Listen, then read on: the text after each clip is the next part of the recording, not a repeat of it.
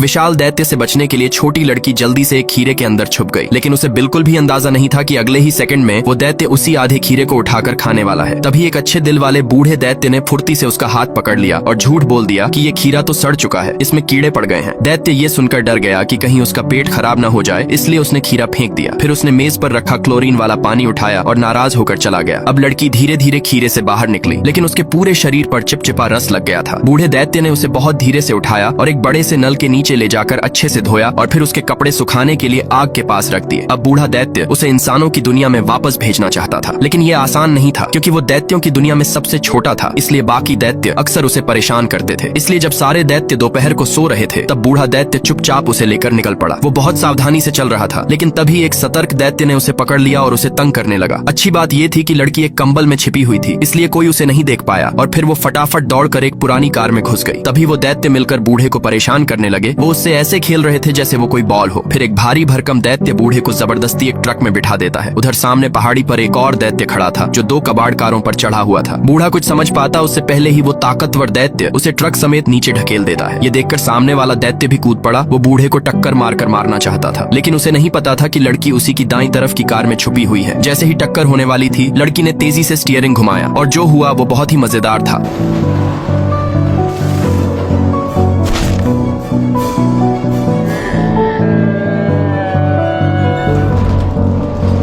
पर वो बूढ़ा एकदम सही सलामत बच गया। ये देखकर सारे दैत्य निराश हो गए और फिर से बूढ़े को सताने के लिए उसके कान खींचने लगे। तभी अचानक साफ आसमान में जोर की बारिश शुरू हो गई और क्योंकि दैत्य देश बहुत ऊंचाई पर था, वहाँ बारिश के साथ बिजली गिरने का भी खतरा होता है। इसलिए डर के मारे सारे दैत्य इधर उधर भागने लगे और बूढ़े को छोड़ दिया। बूढ़े दैत्य ने लड़की को फिर से उठाया, अपना चश्मा पहना और उसे इंसानों की दुनिया में लौटाने के लिए निकल पड़ा। एक विशाल दैत्य का पैर इस लड़के को कुचलने ही वाला था, इसलिए वो जल्दी से बाहर निकलता है और उसके गंदे नाखूनों को पकड़कर माफी मांगना शुरू कर देता है। लेकिन वो दैत्य फिर से बिना कुछ सुने ही सीधे अपनी बदबूदार फटी एड़ी उठाकर उसे कुचलने की कोशिश करता है। लेकिन लड़का फिर से रेंगते हुए बाहर निकल आया और अब उसे समझ आ गया था कि ये दैत्य उसे मार कर ही मानेगा। तभी उसके दिमाग में एक चालाकी आई। उसने तुरंत कहा कि वो मरने से पहले एक बार दैत्य को अपने शरीर का आकार बदलते हुए देखना चाहता है। हैरानी की बात यह थी कि सीधा साधा दैत्य उसकी इस बात पर सच में विश्वास कर बैठा और बिना सोचे समझे अपने शरीर को छोटा करके बोतल के अंदर चला गया। लड़के ने मौका देखते ही फौरन दौड़कर उस बोतल के ढक्कन को बंद कर दिया जिसमें से दैत्य बाहर निकला था। अब दैत्य को समझ आया कि वो लड़के की चाल में फंस चुका है। उसे याद आया कि वो इस बोतल में पिछले 5000 साल से अंधेरे में कैद था, तो डर के मारे उसने लड़के से गिड़गिड़ाकर माफी मांगी और वादा किया कि अगर वो उसे बाहर निकाल दे तो वो उसके 3 इच्छाएं पूरी करेगा। दैत्य की बातों में उसे सच्चाई दिखी तो लड़के ने दया दिखाकर उसे फिर से आजाद कर दिया। जैसे ही दैत्य बाहर आया, उसने लड़के को जीवन दान के लिए शुक्रिया कहा। फिर बोला, अब बोल तेरी पहली इच्छा क्या है? लड़के ने थोड़ा सोचा और फिर बोला, मैंने काफी दिनों से खाना नहीं खाया, मुझे गर्मागर्म खाना दे दे। इच्छा सुनते ही दैत्य ने एक झटके में उसकी इच्छा को पूरा कर दिया और एक दमदार खुशबू वाली सॉसेज हाथ में प्रकट हो गई। हफ्तों से भूखा लड़का खाना देखते ही टूट पड़ा। पेट भरने के बाद उसने बिना सोचे समझे अपनी दूसरी इच्छा भी रख दी, लेकिन वो क्या थी जानने के लिए सब्सक्राइब कर लो।